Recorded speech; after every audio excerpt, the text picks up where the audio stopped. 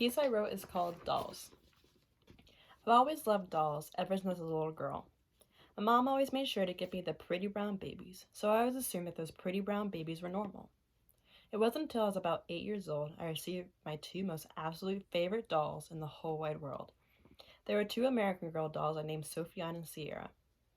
I remember unwrapping them on Christmas morning and instantly falling in love, especially with Sierra.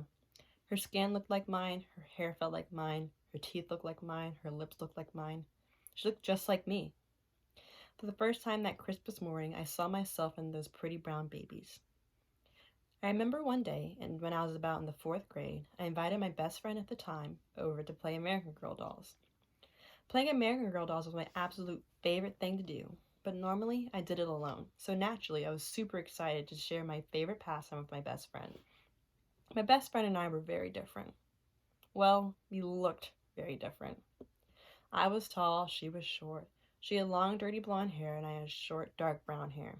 And probably the biggest difference, she was white and I was black. I always knew we looked different. I mean, it was pretty obvious, but I never really thought much about it.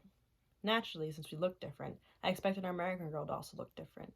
After all, Sierra looked just like me. Why wouldn't Samantha look just like her?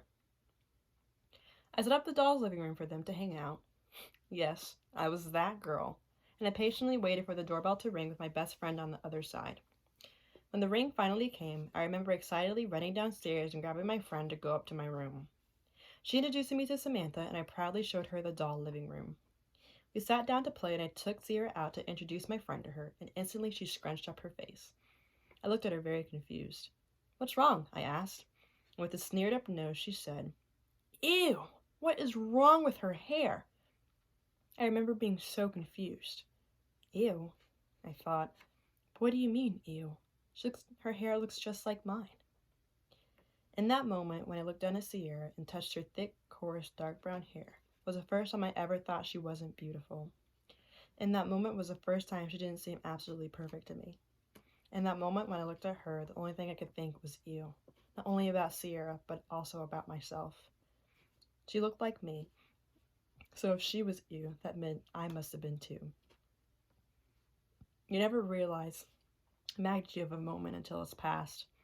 After that day, I became extremely insecure about myself. I never felt I was beautiful or desirable in any way, simply because I didn't look like any of my white friends. I was taller than all of them, my hair looked different, my skin was so much darker, I was shaped different. I was just different. That made me feel like absolute shit about myself. I hated every single aspect about me. I wished I was lighter, I wished I could make my lips thinner, I wish my nose was smaller, I wish my hair was straighter and longer, I wish I could cut off some of my legs to make myself shorter, I wish I could make my body shaped like theirs, I wish my eyelashes just weren't so curly. I wish I could change every single thing about myself because, in my eyes, every single thing about me was ew, and I didn't want to be ew. I wanted to be beautiful. It wasn't until I was much, much older that I realized maybe I wasn't so ew after all. I realized that there are millions of black girls all around the world who have features just like mine. It wasn't until I was much older that I realized the importance of representation in media. It wasn't until I was much older I realized the importance of my mother's and father's word telling me I was beautiful just the way I was. I didn't need to change a thing. It wasn't until I was older that I realized the importance of receiving those pretty brown babies like Sierra. It is time we stop recognizing whiteness and white features as the default for beauty standards. This very day, I still don't love myself like I should and look in the mirror and don't think someone beautiful is staring back at me. I still find myself comparing myself to these white beauty standards, thinking my nose is too big and my hair isn't long and silky enough. And as tragic as it is, I know there are millions of color girls all around the world who look in the mirror and think the same thing. There are millions of color girls who think everything about them is ew. But I want them to know. I want myself to learn that white does not mean beautiful. You are beautiful. I am beautiful.